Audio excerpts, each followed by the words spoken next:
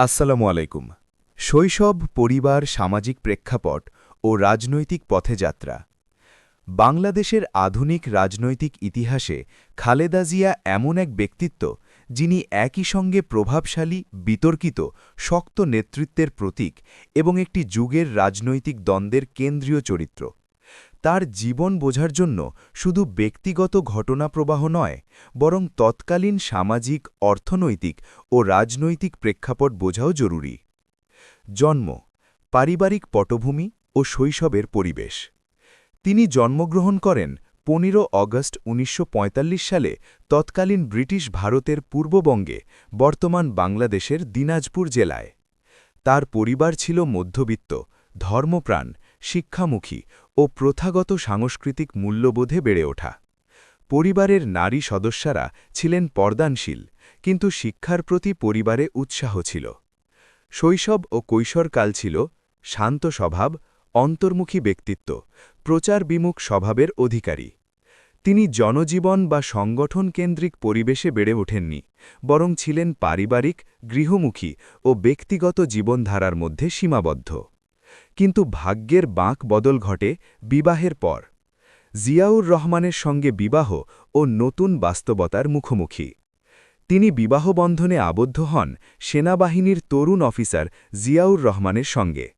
সেখান থেকেই তিনি প্রবেশ করেন এক ভিন্ন অভিজ্ঞতার জগতে। সামরিক পরিবার, রাষ্ট্রব্যবস্থা কাছ থেকে দেখা, যুদ্ধ ও জাতীয় সংকটের সময় প্রত্যক্ষ উপস্থিতি। ১৯৭১ সালের মুক্তিযুদ্ধে জিয়াউর রহমানের ভূমিকায় তার ব্যক্তিগত জীবন সরাসরি জড়িয়ে পড়ে জাতীয় সংগ্রামের সঙ্গে।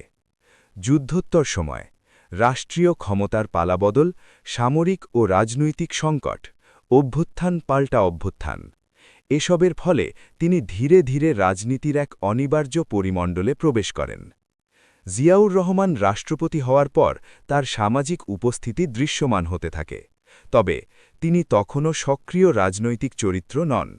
রাষ্ট্রীয় অনুষ্ঠানেই সীমিত উপস্থিতি, পর্দার আড়ালের অবস্থান।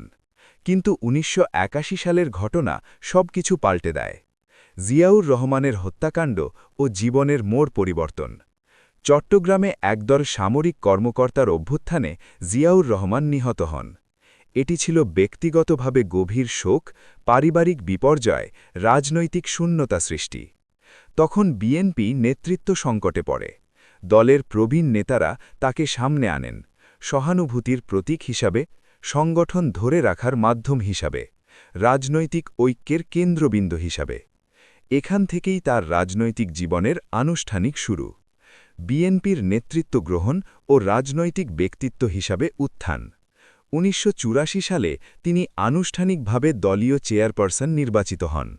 ১৯৮০-র দশক ছিল স্বৈরশাসক এরশাদের শাসনকাল, ছাত্র জনতার আন্দোলন, বিরোধী জোটের ঐক্য প্রচেষ্টা। খালেদা জিয়া দ্রুত রাজপথের আন্দোলনে অংশগ্রহণ, গ্রেফতার, গৃহবন্দী ও হয়রানি সহ্য, আপোষহীন নেতৃত্বের ভাবমূর্তি গঠন। এর মাধ্যমে তিনি একজন দৃঢ় ও সংগ্রামী নারী নেতা হিসাবে প্রতিষ্ঠিত হন।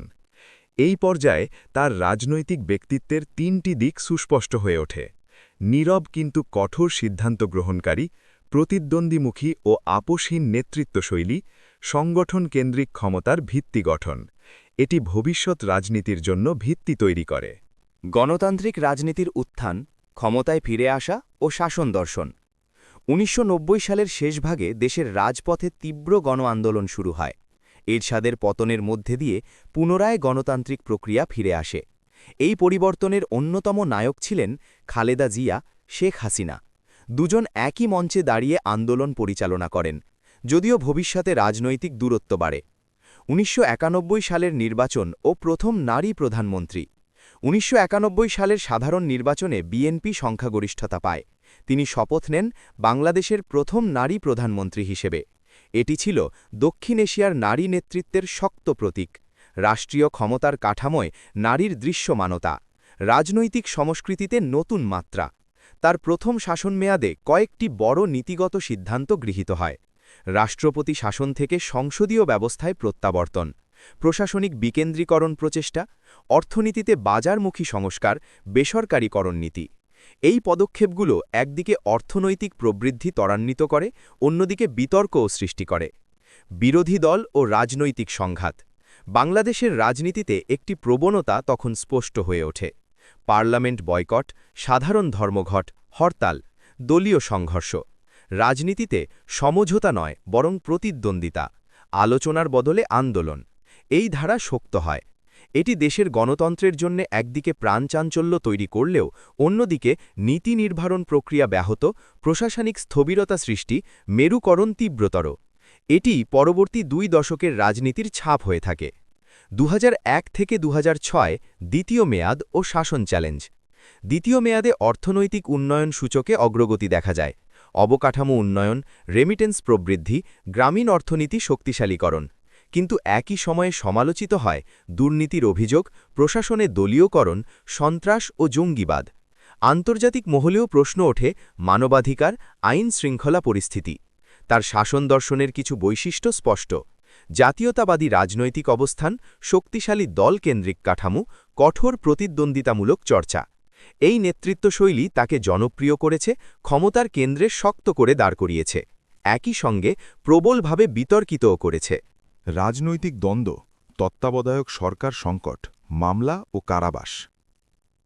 বাংলাদেশের রাজনীতির সবচেয়ে দীর্ঘস্থায়ী দ্বন্দ্ব হল খালেদা জিয়া বনাম শেখ হাসিনা। এটি কেবল 2 ব্যক্তির নয়, 2টি রাজনৈতিক মতাদর্শ, 2টি ঐতিহাসিক বয়ান, 2টি সংগঠন সংস্কৃতি। এর প্রতিফলন পুরো রাষ্ট্রে ছড়িয়ে পড়ে। 2006 থেকে 2008 রাজনৈতিক অস্থিরতা। তত্ত্বাবধায়ক সরকার ব্যবস্থা নিয়ে সংকটের শুরু, আন্দোলন, সহিংসতা, রাজনৈতিক অচলাবস্থা। শেষ পর্যন্ত সেনা সমর্থিত অন্তর্বর্তী সরকার ক্ষমতায় আসে। এই সময় শুরু হয় দুর্নীতি দমন অভিযান, রাজনৈতিক নেতৃত্বকে ঘিরে বিচার প্রক্রিয়া। খালেদা জিয়া ও তার পরিবার একাধিক মামলায় অভিযুক্ত হন। 2018 সালের দণ্ড ও কারাবাস।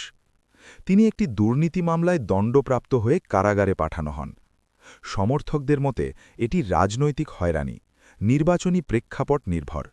সমালোচকদের মতে প্রভাবশালী রাজনীতিকদের দায়বদ্ধতা নিশ্চিতকরণ। 2 পক্ষের মূল্যায়ন 2 মেরুতে দাঁড়িয়ে থাকে। অসুস্থতা, নিঃসঙ্গ সময় ও দলীয় সংকট। এই সময় দেখা যায় তার শারীরিক অবস্থার অবনতি, চিকিৎসাজনিত মুক্তি, বাসভবনে সীমিত অবস্থান।